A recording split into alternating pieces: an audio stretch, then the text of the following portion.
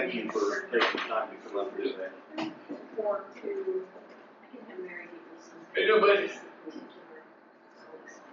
Sorry, I had an 11 o'clock other commitment, but we made it at that time, so that's fine.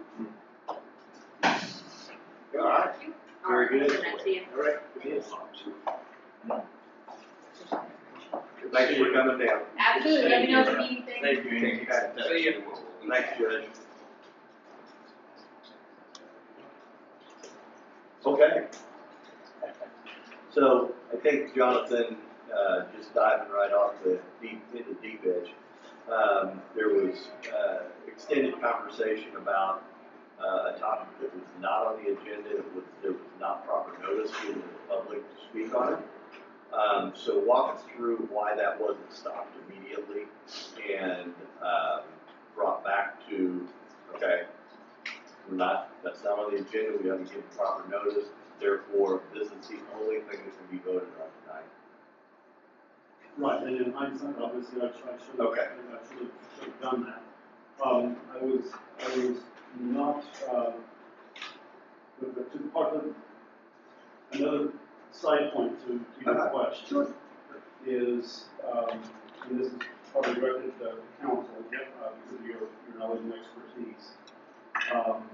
I looked over our planning commission bylaws, and the question has arisen internally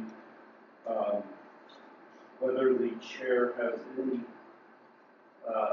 power to, once a motion has been made, to override that motion or any rule that I rule it out of order or anything like that.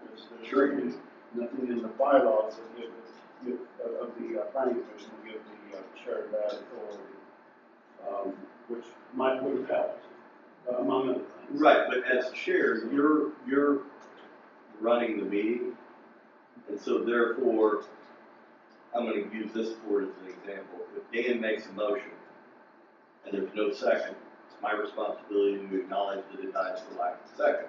Exactly. If he makes a motion, or he makes a motion, and so you get, if they make a motion, a good example, Would be outside the authority and power. yeah, outside the authority Say and that power. the city Fulton, you move that the city Fulton should reduce their ad valorem tax rate Right. to 0. So basically, it's your responsibility, and you have the full authority. If what you have before you on your agenda, and that is that things that have been brought before your board, and if someone on your board, any individual on your board, begins to go off in a different direction, it's your responsibility and authority to stop that individual and bring them back to the business at hand. You get to run the meeting. And so, and if they don't like that, that's okay too. That's why we have chairs, so that we have orderly meetings. And especially in this case, this creates a huge liability for the county because public notice wasn't given, proper public notice was not given to something that was not on the agenda. And so, And something like that is not something that he can ask to add to the agenda at the beginning of the meeting, simply because no public notice would have been given. correct. So, yeah. So that, I mean, this disruptive force is really not a good thing. All the way around. And you have, again, Yeah. you have full authority to stop that conversation and go, no, I'm not doing that. I mean, it's no different than in the revenue neutral meeting that we had over here. An individual that walked in, we were taking comments or questions about specific items. But when that individual decided to turn to the public and make an announcement, I stopped it, said we're not here to do that.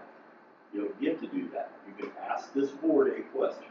You're not here to give information about anything. You're here to ask us a question. So that, I guess, is an example. related specifically to the item, only the item That's on the correct. agenda and only the item that is being discussed at that moment. Correct. There could be another topic later on. But Yeah, go ahead. Here's, bylaws are fine, I think the guidance you probably want to look at really hard is the comprehensive plan. And page 7 starts the role of the planning commission, and it has like 4 items, and then the role of the county commission.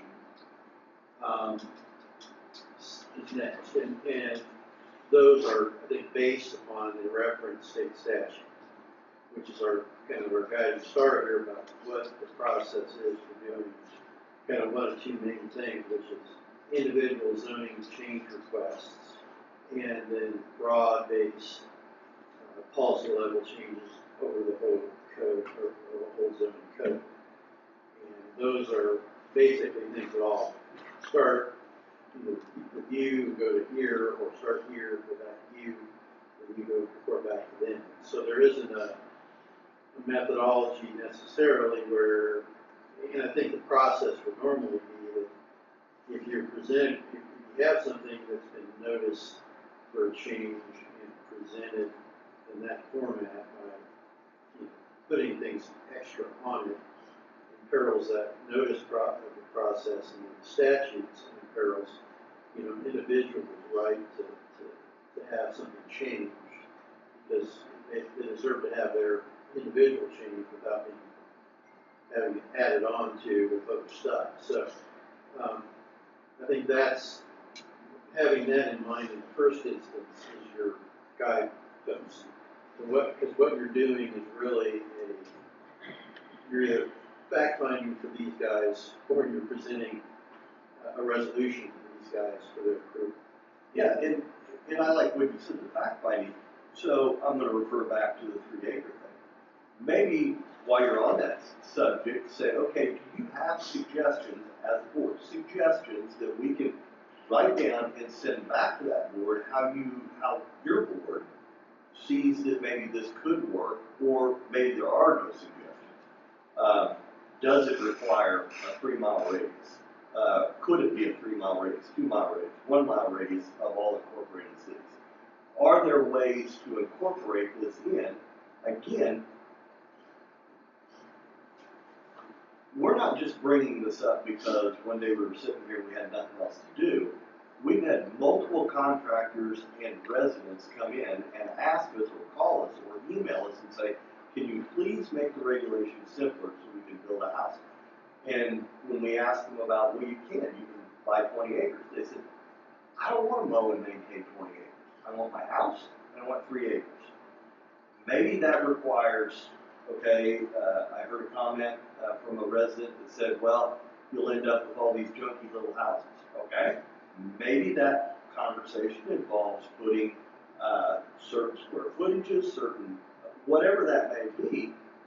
But to me, those are good conversations for your board to bounce off of each other and talk about and research and say, maybe there is a way we can do this to simplify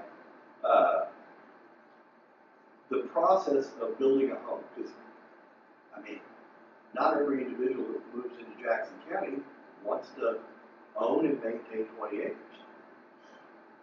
So, that's some of the guidance that you can sure give that group and say, look, here, we're talking about this. Let's send them back some thoughts. Yep, I think it'd be a good thing to bring out that conversation, rather than just hearing no, that we don't want to do this. Okay, then how can we make something like this work? And not only from that board, but you have the public there, because you've served notice, they're there to talk about that specific thing, right? And so getting input from the public there, okay, what would work for you? Do you think that there are ways that this can work? To me, that's what it's supposed to do. We make a suggestion, it goes to your board looks at it, you make suggestions, tweaks, to me, just saying no means we're not going to put any thought into it. We just say no. I mean, it should be a conversation back and forth until we can come to some sort of agreement and maybe it never will, but, you know, to just say no, and again, you go right across the county line, they're building like crazy and doing a great job of it, and we heard over here across the hall that figure out a way to, generate tax revenue without taxing the people who are already own property more.